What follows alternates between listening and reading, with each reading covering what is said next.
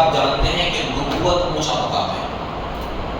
سوال یہ پیدا ہوتا ہے کہ لقمان علیہ السلام نے نبوت پر حکمت کو کیوں ترجیح دی؟ تو اس کا جواب یہ ہے، لقمان علیہ السلام نے خود اس کا جواب دیا کہ اصل میں اگر اللہ تعالیٰ بن مانگے نبوت عطا فرماتے تو اس ذمہ داری کو اٹھانے میں اللہ تعالیٰ مدد فرماتے. اور جب اللہ تعالیٰ اختیار دے رہے ہیں، بندہ مانگ کے اگر اللہ تعالیٰ سے کوئی عہدہ کوئی مقام لیتا ہے تو پھر اللہ تعالیٰ اس بندے کو اس کے حوالے کر دیتے ہیں. تو نبوت کی ذمہ داری بڑی ذمہ داری ہے. بن مانگے اللہ تعالیٰ دے دیتے تو ٹھیک تھا، مگر اللہ تعالیٰ نے اختیار دیا کہ حکمت چاہیے نبوت، تو اس میں زیادہ ذمہ داری کا کام نبوت کا تھا. تو اگر یہ کہتے ہیں کہ نبوت چاہیے تو اس کا مطلب اللہ سے نبوت مانگ کے لیے. تو اس بوجھ کو، ذمہ داری کو لقمان علیہ السلام اٹھانے سے ڈر گئے، اس لیے حکمت مانگی. ان کے کسی لنگوٹی عیار نے ان سے پوچھا، جب ان کو حکمت مل گئی اور اللہ کے یہاں بڑے مقبول اور محبوب بن گئے، تو کسی نے پوچھا کہ لوگ آپ سے اتنی محبت کیسے کرتے ہیں؟ اتنی مقبولیت آپ کو ملی، اتنی محبوبیت آپ کو ملی، تو آپ کیسے لوگوں کے نزدیک اتنے محبوب اور مقبول ہوئے اور اللہ کے یہاں بھی؟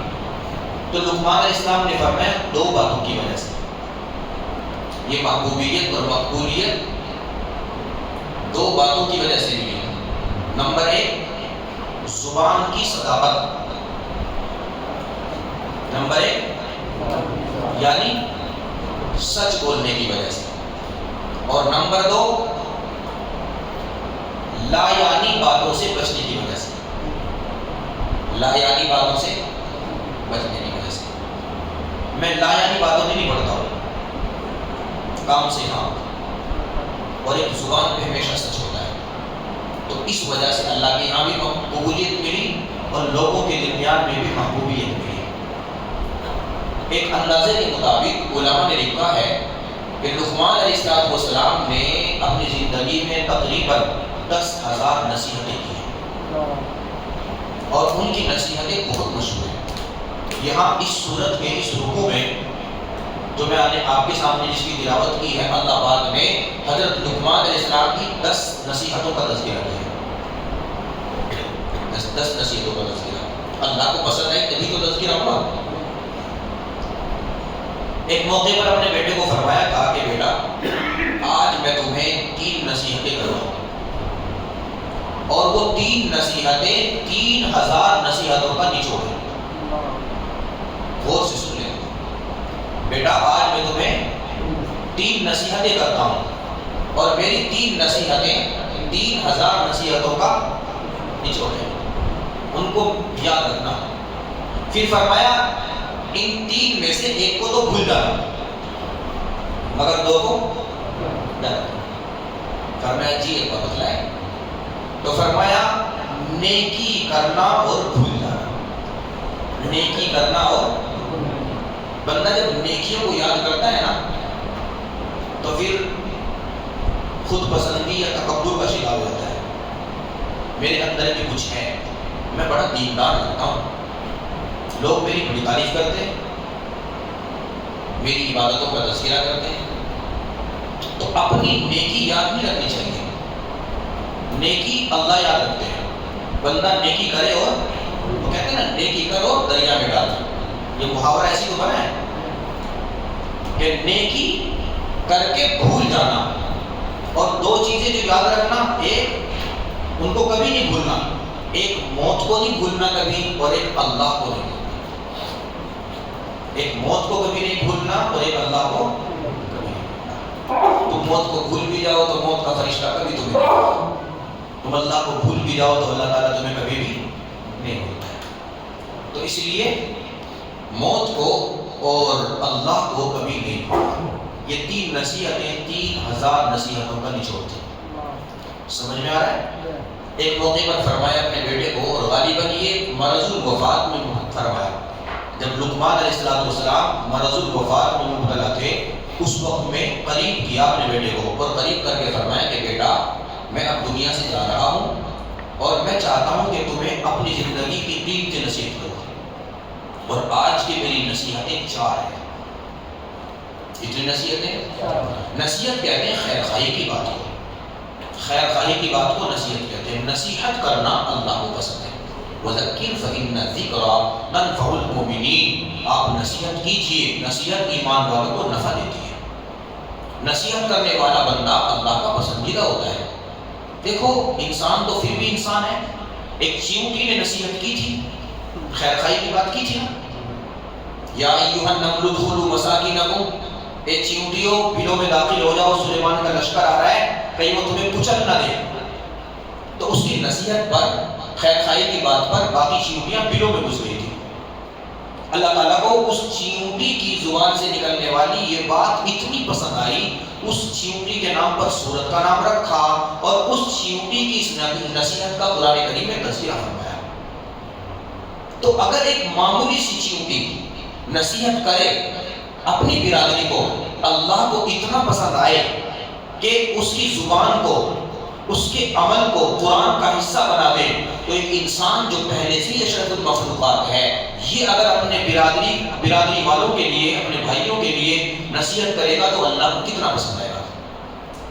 افسوس کہ نصیحت کا مزاج ختم ہو گیا، اب نصیحت نہیں ہوتی ہے، بیانات میں بھی نصیحت نہیں ہوتی ہے۔ بیانات میں اگر آپ دیکھیں کہ عام طور پر بیانوں میں بھی تان و تشنیع چلتے ہیں، لوگوں کو مرعوب کرنے والے لہجے ہوتے ہیں۔ لوگ میرے لہجے سے، میری باتوں سے، میرے بیان سے مرعوب ہو جائیں، واہ واہ کمال کر دیا امام صاحب نے، بس۔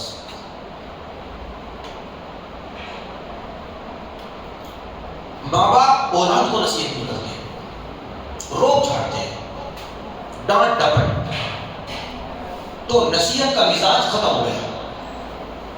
اسی لیے زبان سے نکلنے والے الفاظ مؤثر نہیں ہیں۔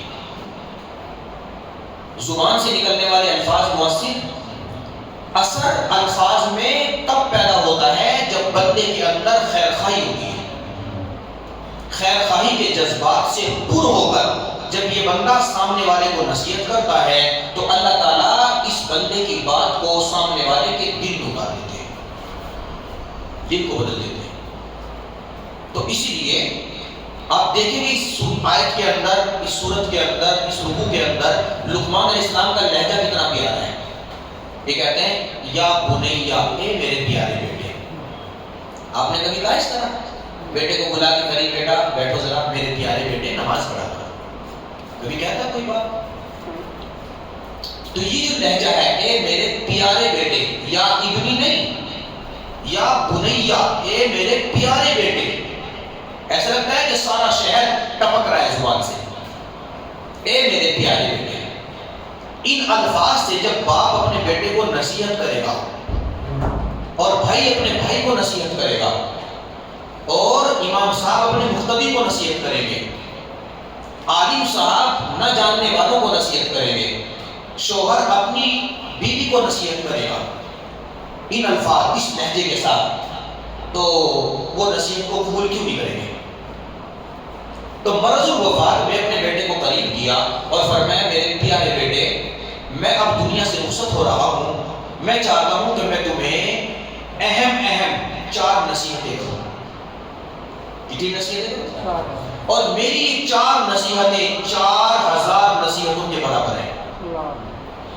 میری یہ 4 نصیحتیں 4000 نصیحتوں کے برابر ہیں۔ مطلب یہ ہے کہ اگر آپ نے ان 4 نصیحتوں پر عمل کر لیا تو آپ نے میری 4000 نصیحتوں پر عمل کر لیا۔ ہے تیار عمل کرنے کے لیے؟ جی انشاءاللہ۔ لقمان علیہ السلام کی 4 نصیحتوں پر عمل کر لیا، ایسا ہے جیسا 4000 نصیحتوں پر عمل کر لیا۔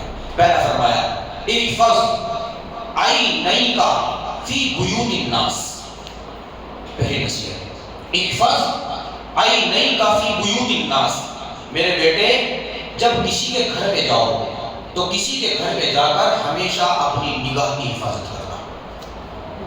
دوست کے گھر میں جا رہے ہو اور دوست سے خیانت کر رہے ہو، اسی کے گھر میں اتنا اچھا کر رہے ہو، فرمایا جب کسی کے گھر میں جاؤ، جس نے تمہارے لیے اپنے گھر کے دروازے کھولے، اس نے پہلے تمہارے لیے اپنے دل کے دروازے کھولے۔ اگر اس کے دل کے دروازے نہ کھلتے تو کبھی اس کے گھر کے دروازے نہ کھلتے۔ کتنی بڑی بے غیرتی کی بات ہے کہ جس دوست نے تمہیں اپنا سمجھ کے اپنے دل کے دروازے کھولے، گھر میں تمہیں بلایا، اسی کے گھر میں تم تاک جھانک کر رہے ہو، اس کی بیوی کو دیکھ رہے ہو، اس کی بچیوں کو دیکھ رہے ہو، یہ تو بے مرحمتی کی بات ہے۔ تو فرمایا کہ جب کسی کے گھر میں جاؤ تو اپنی آنکھوں کی حفاظت کرو۔ پھر دوسری بات، تفسیر کا تو موقع نہیں ہے، پھر دوسری نصیحت یہ فرمائی، یہ 1000 کے برابر ہے۔ یہ نصیحت کتنے برابر ہے؟ 1000 کے برابر۔ جب بھی کسی کے گھر میں جاؤ اپنی نگاہ کی حفاظت کرو۔ دوسری بات یہ ارشاد فرمائی، احفظ لسانک فی مجالس الناس، جب لوگوں کی مجلس میں بیٹھو تو اپنی زبان کی حفاظت کرو۔ جب لوگوں کی مجلس میں بیٹھو تو اپنی زبان کی وہی تباہی مت کرو، نہ ہنسانے کے لیے نہ دل بہلانے کے لیے کوئی بات بے سوچے سمجھے اپنی زبان سے نہ نکالو۔ تمہاری زبان سے بات نکلے گی، پتہ نہیں سامنے والے کو لگے گی، اس کو زخمی کرے گی، اس کو تکلیف دے گی، کیا ہوگا، اور وہ جو نکل گئی واپس نہیں آئے گی۔ بندوق سے گولی نکلتی ہے نا، سینے کو چھل نکلتی ہے، وہ گولی واپس نہیں آتی ہے، پھر افسوس کرتے ہو۔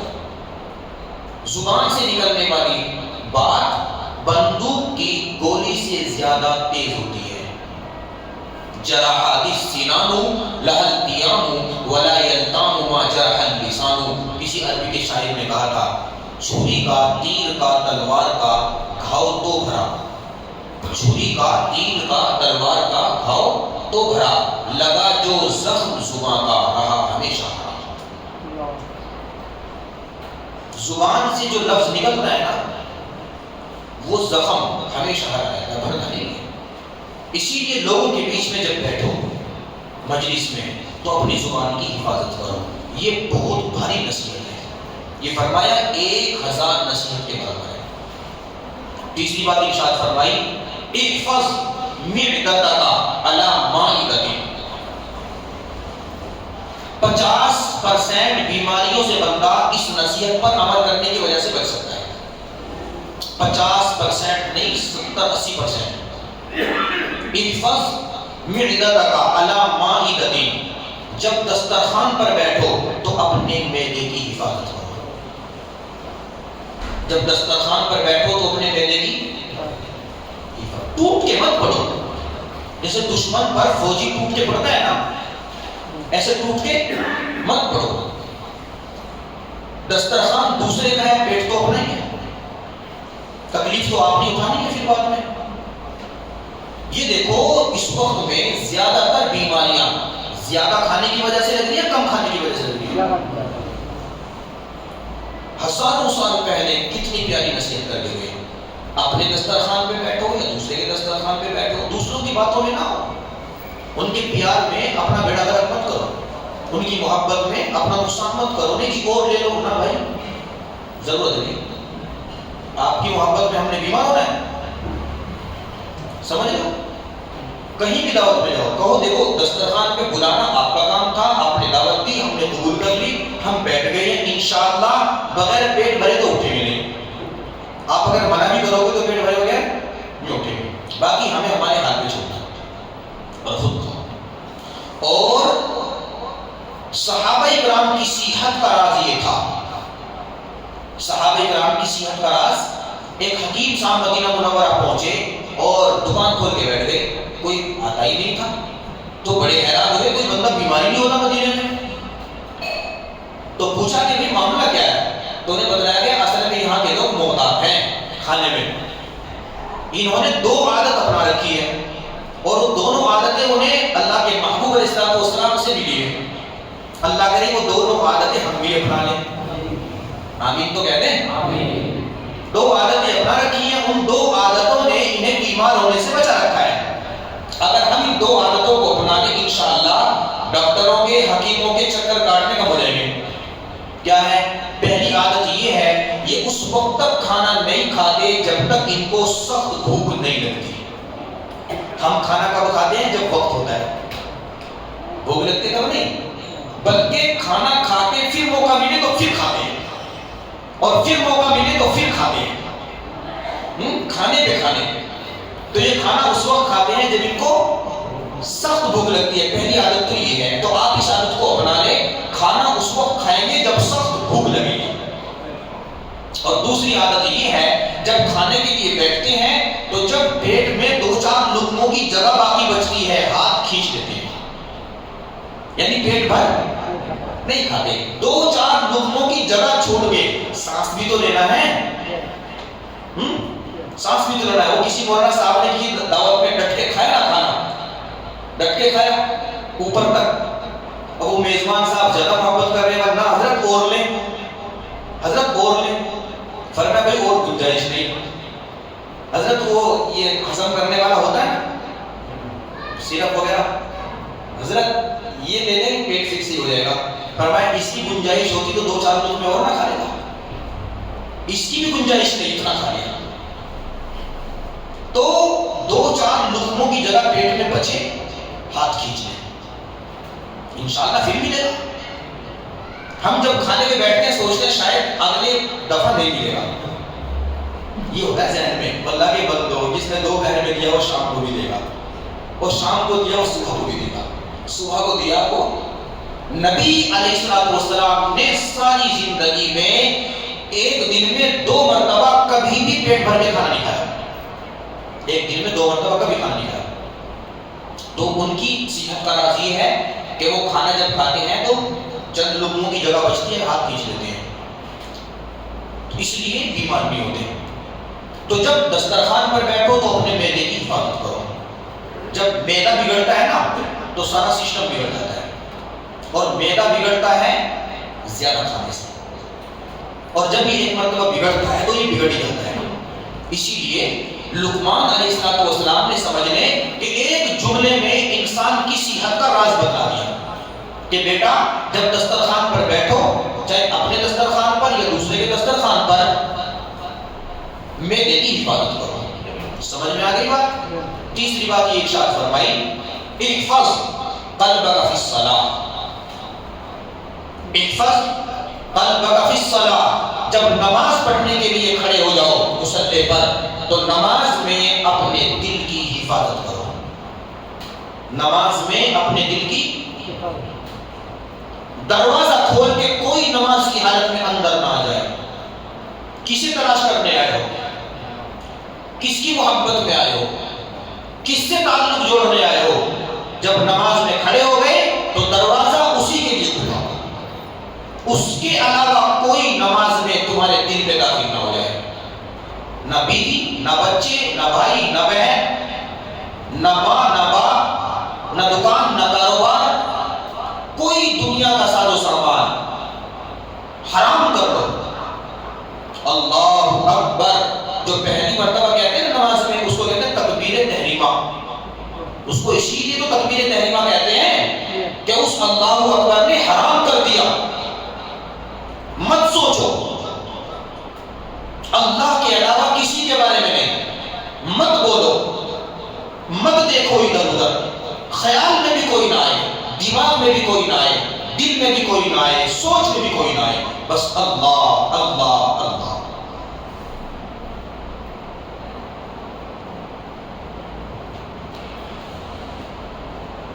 تو چوتھی نصیحت یہ فرمائی کہ نماز میں اپنے دل کی، جب نماز میں دل کی حفاظت ہوگی تبھی نماز مکمل ہوگی۔ سمجھ میں آ رہی بات؟ یہ 4 نصیحتیں یاد رہیں گی۔ پہلی نصیحت کیا ہے؟ لوگوں کے گھروں میں اپنی نگاہوں کی حفاظت کرو، اور دوسری نصیحت یہ ہے مجلسوں میں اپنی زبان کی حفاظت کرو، اور تیسری نصیحت یہ ہے کہ دسترخوان پر اپنے معدے کی حفاظت کرو۔ بچوں کو بھی مت کھلاؤ زیادہ، نہیں بیٹا اور لے لو، نہ بچوں کو کیوں بیمار بنانا ہے، ان کو عادی بنائے، کم کھانے کا عادی۔ زیادہ کھانا تو جانوروں کی عادت ہے، بھینس کے سامنے دیکھو آپ شادی کرتے ہو کھاتی رہتی ہے، بکری کو آپ دیکھو ہر وقت منہ چلتا رہتا ہے، تو نہ بچوں کو بھی کہیں عادی بنے کم کھانے کا، معدہ محفوظ رہے گا بیماریوں سے۔ اور چوتھی نصیحت نماز میں اپنے دل کی یہ 4000 نصیحتوں کے برابر ہیں. اللہ کرے کہ یہ ہمارے دلوں میں محفوظ ہو جائے اور اللہ ان پر عمل کرنے کی توفیق نصیب فرما دے. یہ دیکھ لیں یہاں لقمان علیہ السلام نے 10 نصیحتیں فرمائی جن کا تذکرہ اللہ نے قرآن میں یہاں کیا ہے. ان کی بھی تفصیل کا موقع نہیں، اور جو میں نے ساتھ نقل کر دی ان کی بھی میں نے تفصیل آپ کے سامنے نقل نہیں کی ہے، بس مختصر عرض کر دیا. ان کو بھی ایسی مختصر عرض کرتا ہوں 2-4 منٹ میں. فرمایا ہم نے لقمان علیہ السلام کو حکمت دی، انشکر للہ، اور ہم نے ان سے کہا کہ اس حکمت پر اللہ کا شکر ادا کرو. شکر سے نعمت بڑھتی ہے اور شکر سے نعمتیں قید ہوتی ہیں. اللہ نے اگر آپ کو کوئی نعمت دی ہے، کوئی عہدہ، کوئی مقام، مرتبہ، عزت، شہرت، دولت، جی کچھ بھی اللہ پاک نے آپ کو دیا ہے، اس نعمت پر اللہ کا شکر ادا کرو. وہ نعمت موت تک چھینے نہیں گئی. اسی لیے علماء نے کہا کہ نعمتوں کو شکر کے ذریعے قید کرو. مچھلیوں کو جال سے قید کرتے ہو نا، نعمتوں کو شکر کے ذریعے، جس نعمت پر آپ شکر ادا کرو گے اللہ اس نعمت کو بقا نصیب فرمائیں گے، واپس نہیں لیں گے. لئن شکرتم لازیدنکم، اللہ کا وعدہ ہے جس نعمت پر شکر ادا کرو گے اللہ اس نعمت کو بڑھائیں گے. تو لقمان علیہ السلام کو فرمایا کہ ہم نے آپ کو حکمت دی، آپ اللہ کا شکر ادا کریں. وَمَن يَشْكُرْ فَإِنَّمَا يَشْكُرُ لِنَفْسِهِ، اور جو شکر آپ ادا کریں گے اس شکر کا فائدہ اللہ کو نہیں ہے، آپ کو خود ہے. شکر کا فائدہ آپ کو خود ہے. وَمَن كَفَرَ فَإِنَّ اللَّهَ غَنِيٌّ حَمِيدٌ. اس کے بعد اگلی آیات میں فرمایا لقمان علیہ السلام کی نصیحتوں کا تذکرہ کرتے ہوئے وَإِذْ، اور میرے محبوب آپ یاد کیجئے جب لقمان علیہ السلام نے کہا لِبْنِهِ، اپنے بیٹے کو، وَهُوَ يَعِظُهُ، نصیحت کرتے ہوئے یا بنیا لا تشرک باللہ، اے میرے پیارے بیٹے اللہ کے ساتھ کسی کو شریک مت کرنا. نصیحتوں میں سب سے بڑی نصیحت خیر خواہی کی بات کہ اپنے بیٹے کے دل اور دماغ میں یہ بات اتار دیں کہ زندگی میں کبھی بھی کسی بھی حال میں اللہ کی ذات میں، اللہ کی صفات میں کسی کو شریک نہ کریں. کرنے والی ذات اکیلے اللہ کی ہے، دینے والی ذات اکیلے اللہ کی ہے. نفع اور نقصان کو اللہ پاک نے کسی کے اختیار میں نہیں رکھا. کتنی بھی بڑی ہستی ہے دنیا کی، نفع نقصان اس کے ہاتھ میں، اس کے اختیار میں نہیں. سب کچھ اختیارات اللہ نے اپنے پاس میں رکھے ہیں. چند روز پہلے غالباً میں نے آیت کا ترجمہ کیا تھا، اللہ نے اپنے محبوب نبی کو جو اللہ کے بعد سب سے پاورفل ہے، جن کے پاس اللہ کے بعد سب سے زیادہ اختیار ہے، ان کو فرمایا قُلْ لَا أَمْلِكُ لِنَفْسِي نَفْعًا وَلَا ضَرًّا إِلَّا مَا شَاءَ اللَّهُ. آپ کہہ دیجئے کہ میں اپنے لیے بھی کسی نفع نقصان کا مالک نہیں ہوں. اگر اللہ کے نبی اپنے لیے نفع نقصان کے مالک نہیں ہے تو دوسروں کے لیے کہاں ہے؟ جب اللہ کے نبی نہیں ہے تو پھر عامل لوگ کہاں ہیں؟ نفع کا مالک اللہ، نقصان کا مالک اللہ، دینے والا اللہ، لینے والا اللہ، محروم کرنے والا اللہ، اس کے اختیار میں. کسی نے رزق باندھ دیا، کسی نے کچھ کر دیا. میرے بھائیوں یہ عاملوں نے لوگوں کے عقیدے خراب کیے ہیں. خدا کی قسم کسی کے رزق کو دنیا کے اندر کوئی نہیں باندھ سکتا. قرآن ہاتھ میں ہے. مجھے بتاؤ اللہ سے زیادہ طاقت والا پاورفل کون کائنات میں آ گیا؟ اللہ آپ کو دینا چاہ رہے ہیں، میں باندھنا چاہ رہا ہوں، تو میری کیا مجال میں روک دوں؟ کون سا عامل ہے دنیا کے اندر؟ اللہ نے دینے کا ارادہ کیا اور کسی نے بیچ میں رکاوٹ کھڑی کر دی، کیسے کرنے لگا؟ پھر رزق زمین سے نہیں نکلتا، رزق آسمان سے آتا ہے. وَفِي السَّمَاءِ رِزْقُكُمْ وَمَا تُوعَدُونَ. جس رزق کا اللہ نے آپ سے وعدہ کیا ہے وہ رزق آسمان سے اترتا ہے. کس کی پہنچ ہے آسمان میں؟ کس کی پہنچ ہے؟ بچے نہیں ہو رہے ہیں، اس عامل صاحب کے پاس جاؤ تعویذ دے گا ہو جائیں گے. کیا ہے اس کے تعویذ میں بھائی؟ خدا نے اپنی خدائی کا کوئی حصہ دیا ہے اسے؟ کسی عامل کے قبضے میں نہیں ہے کسی کو اولاد دینا. یہ سارے اختیارات اللہ کے قبضے میں ہیں. اللہ دیتے ہیں لے کے خوش, اللہ نہیں دیتے ہیں اللہ ایسے خوش. آپ کی مرضی. اگر آپ دے کے خوش ہیں تو ہم لے کے خوش ہیں. اللہ اگر آپ نہیں دے کے خوش ہیں تو ہم ایسے بھی خوش ہیں. تو اپنے بچوں کے عقائد بچائیں. اے میرے پیارے بیٹے, اللہ کے ساتھ کسی کو شریک مت کرنا, نہ ذات میں نہ صفات میں. نہ ذات میں, ان اللہ هو الرزاق, بے شک اللہ ہی رزق دینے والے ہیں. تو اللہ کو رزاق مانتے ہو کہ نہیں مانتے ہو؟ جب اللہ رزاق ہے تو اللہ ہی دیں گے. وَهُوَ الْحَيُّ الْقَيُّومُ, وہی زندہ ہیں, وہی زندگی دینے والے ہیں, وہ قائم ہیں, وہ قادر ہیں, وہ مقتدر ہیں, وہ حنان ہیں, وہ منان ہیں, وہ کریم ہیں, وہ ودود ہیں. ایک ایک صفت کو ان کی دیکھو, ان کی صفات میں بھی کوئی شریک نہیں. اللہ کی صفات میں بھی کوئی, اس کی صفت میں بھی کسی کو شریک مت کرو. یہ پہلی نصیحت فرمائی کہ میرے بیٹے اللہ کے ساتھ کسی کو شریک مت کرنا. دوسری نصیحت فرمائی یا بنی انہا ان تک مثقال حبہ, اے میرے پیارے بیٹے اگر تم رائی کے دانے کے برابر بھی کوئی عمل کرو گے اور اس کو کسی چٹان میں چھپا دو گے, وہ زمین میں چھپ جائے, آسمانوں میں چھپ جائے, یاتی بھی اللہ, اللہ اس کو بھی نکال کے لائے گے. عمل اچھا ہو یا برا کر کے چھپا دو, نظر نہیں آتا کسی کو, اتنا چھپ کے کیا, اللہ تعالیٰ اس عمل کو بھی لے کے آئیں گے. رائی کے دانے کے برابر بھی جو عمل کیا اللہ تعالیٰ اس کو بھی لے کے آئیں گے.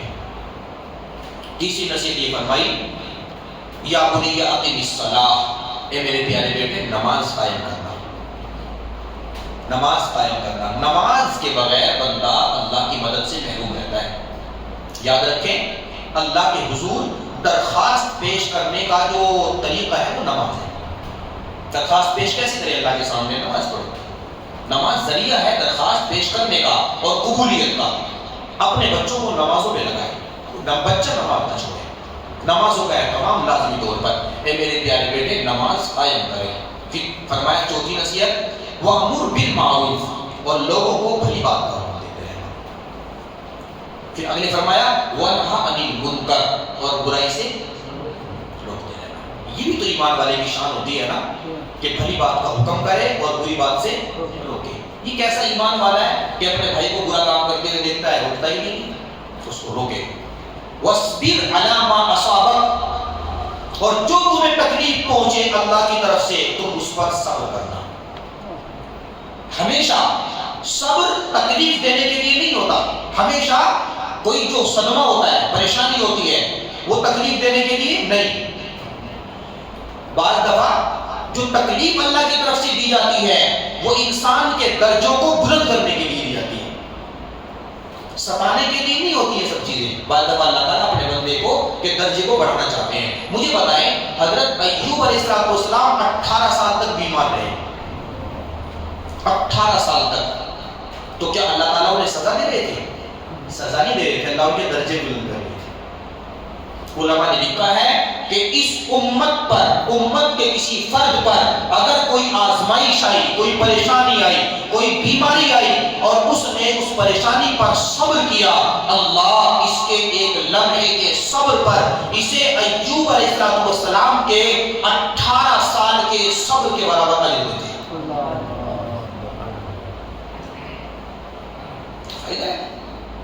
اس لیے آزمائش پر صبر کریں. جب پریشانی آئی, بیماری آئے, اللہ جو بھی آیا تیری طرف سے آیا تو اس کو ہٹائے گا. دعا مانگے, دعا مانگنے پر کوئی پابندی نہیں, مگر صبر کرے, شکوے نہ کریں. پریشانی سے گھبرا کر کبھی شکوے نہ کریں. شکایت کس سے کرو گے بھائی؟ شکایت ہمیشہ بڑوں سے کی جاتی ہے. اب اللہ کی شکایت کرنے کے لیے کس کے پاس جاؤ گے؟ ہائی کورٹ میں مسئلہ اٹک گیا تو سپریم کورٹ میں جاتے ہیں, اور سپریم کورٹ میں سنوائی نہیں ہوگی تو کس کے پاس جائیں؟ تو بندہ صبر کر کے بیٹھتا ہے. تو وہ سب سے بڑا سپریم کورٹ ہے. جب وہاں سے حالات بگڑے تو سنوائی ادھر ہی ہے, اس سے بڑا کورٹ کوئی نہیں ہے. پھر کہیں نہیں جاتا, کہیں راستہ نہیں ملتا ہے. اس لیے جب وہاں سے آزمائش آئے تو اس پر صبر کرے. باقی دعا کرے اللہ سے اللہ میں کمزور ہوں, آزمائش اٹھانے کے لائق نہیں ہوں, اللہ اس پریشانی کو خیر عافیت سے بدل دیجیے, مگر شکوے نہ لائے زبان پر. ان ذالک من عزم الامور, صبر کرنا یہ ہمت والوں کا کام ہے.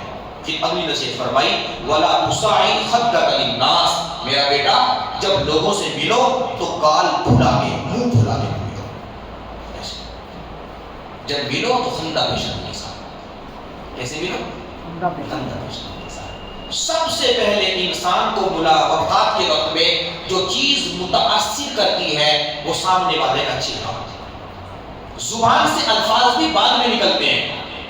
آپ نے جو مسکرا کے بات کی ہے تو چہرے کا جو ڈل ڈول ہے, اس کی جو بناوٹ ہے, سامنے والے پہ وہی اثر ڈال دیتے ہیں. وَلَا تُصَعِدْ خَدَّكَ لِلنَّاسِ, یا اللہ آپ کو لقمان علیہ السلام کی نصیحتیں کتنی اچھی لگ رہی ہیں. بند کمرے میں بیٹے کو نصیحت کر رہے ہیں اور ہزاروں سال کے بعد میں تیرا محبوب آیا, قرآن بنا کے وہ نصیحتیں ان پہ نازل فرما رہے ہیں. لقمان علیہ السلام کا زمانہ داؤد علیہ السلام کے زمانے کے قریب تھا. ان کا زمانہ پایا ہے ہمارے نبی سے کتنے پہلے تھے, اور کتنے ہزاروں سال پہلے قرآن اتر کے اور بند کمرے کی نصیحت ہمارے نبی کو بتائی جا رہی ہے. اس کا مطلب یہ ادائیں اللہ کو پسند آ رہی ہیں. وَلَا تُصَعِدْ خَدَّكَ لِلنَّاسِ, جب لوگوں سے ملو تو خندہ پیشانی کے ساتھ, منہ پھلا کر نہیں, زبان میں کڑواہٹ نہیں, چہرے پر تازگی ہو, مسکراہٹ ہو, اور جب الفاظ نکلے زبان سے تو الفاظ میں نرمی ہو, لطافت ہو. پھر اگلی فرمایا وَلَا تَمْشِ فِي الْأَرْضِ مَرَحًا, اور زمین میں کبھی اکڑ کر مت چلنا. میرے بیٹے زمین میں کبھی اکڑ کر, متکبرین کی چال اللہ کو پسند نہیں. متکبرین کی چال اللہ کو کیسی چال پسند ہے؟ فرمایا وَعِبَادُ الرَّحْمَنِ الَّذِينَ يَمْشُونَ عَلَى الْأَرْضِ حَوْنًا, رحمان کے بندے وہ ہیں جب وہ چلتے ہیں تو ہلکی چال چلتے ہیں, ہلکی چال چلتے ہیں. متکبرین کی چال سے بچتے ہیں, سینہ تان کر نہیں چلتے ہیں, اپنی چال ڈھال سے لوگوں کو مرعوب کرنے کی کوشش نہیں کرتے. ان کی چال ڈھال میں بھی عاجزی ہوتی ہے, ان کی رفتار اور گفتار میں بھی عاجزی ہوتی ہے. عباد الرحمن وہی رحمان کے بندے ہیں. تو فرمایا بیٹا زمین میں اکڑ کے مت چلنا. ان اللہ لا یحب کل مختال فخور, بے شک اللہ تعالیٰ اکڑنے والوں کو اور فخر کرنے والوں کو پسند نہیں کرتے. پھر فرمایا وَقْصِدْ فِي مَشْيِكَ وَغْضُضْ مِنْ صَوْتِكَ, زبان سے جب کچھ نکالو تو شور مت مچاؤ, زور سے مت بولو, ہلکی آواز سے, ہلکی آواز سے, چیخ کر زور سے. ایک جانور کا تذکرہ کیا, ان انکر الاصوات لصوت الحمیر, گدھا, گدھے کی آواز آوازوں میں سب سے بدتر آواز ہے. تو گدھے کی جیسی آواز مت نکالو, ہلکی آواز, نرم آواز, میٹھی آواز زبان سے نکالو کہ جب وہ کسی کے کان میں جائے تو اس کے دل کو موہ لے. جب کسی کے کان میں جائے تو اس کے دل کو موہ لے, اس کے دل میں اتر جائے. کڑوے مت بنو, میٹھے بنو, لوگوں کے دلوں میں مٹھاس ڈالو, محبتیں ڈالو. تو یہ 10 نصیحتیں تھیں جو لقمان علیہ السلام نے اپنے بیٹے کو کی ہیں, اور بہت مختصر سی آیت کا ترجمہ ہی میں نے کیا ہے, تفصیل میں نے آپ کے سامنے نقل نہیں کی ہے معذرت کے ساتھ, کیونکہ وقت نہیں تھا. اگر میں تفصیل کرتا تو پھر ایک دن میں ایک نصیحت ہوتی تو 10 دن مکمل ہو جاتے ہے نا. تو زیادہ کم وقت میں زیادہ باتیں آ جائیں انشاءاللہ, اس لیے مختصر طور پہ مقصد تو یاد کرنا ہے, یاد رہے گی انشاءاللہ. جو شروع کی 3 تھی وہ بھی یاد رہے گی 3000 کے برابر, جو 4 تھی 4000 کے برابر وہ بھی یاد رہے گی, اور یہ بھی انشاءاللہ یاد رہے گی. اللہ پاک ہم سب کو عمل کی توفیق نصیب فرمائے. باقی کام اگر وقت ہی زیادہ ہو گیا انشاءاللہ کل سناتا ہوں, باقی انشاءاللہ کل سناتا ہوں. بسم اللہ الرحمن الرحیم, الحمدللہ رب العالمین, اللہم صلی علی سیدنا محمد وعلی آل سیدنا محمد وبارک وسلم. ربنا ظلمنا انفسنا وان لم تغفر لنا وترحمنا لنکونن من الخاسرین. ربنا آتنا فی الدنیا حسنۃ وفی الآخرۃ حسنۃ وقنا عذاب النار. رب اغفر وارحم وانت خیر الراحمین. اللهم إنك عفو كريم تحب العفو فاعف عنا يا كريم. ربنا هب لنا من أزواجنا وذرياتنا قرة أعين واجعلنا للمتقين إماما. ربنا لا تجعلنا فتنة للقوم الظالمين ونجنا برحمتك من القوم الكافرين. اللهم اغفر لي ذنبي وطهر قلبي وحسن فرجي. اللهم طهر قلبي من النفاق وعملي من الرياء ولساني من الكذب وعيني من الخيانة فإنك تعلم خائنة الأعين وما تخفي الصدور. اللهم اشف أمراضنا وأمراض والدينا وأمراض إخواننا المسلمين. اللهم ارحم ضعفنا وضعف والدينا وضعف إخواننا المسلمين. رب اغفر وارحم وأنت خير الراحمين. اللهم صل وسلم وبارك على حبيبك محمد وآله وأصحابه أجمعين برحمتك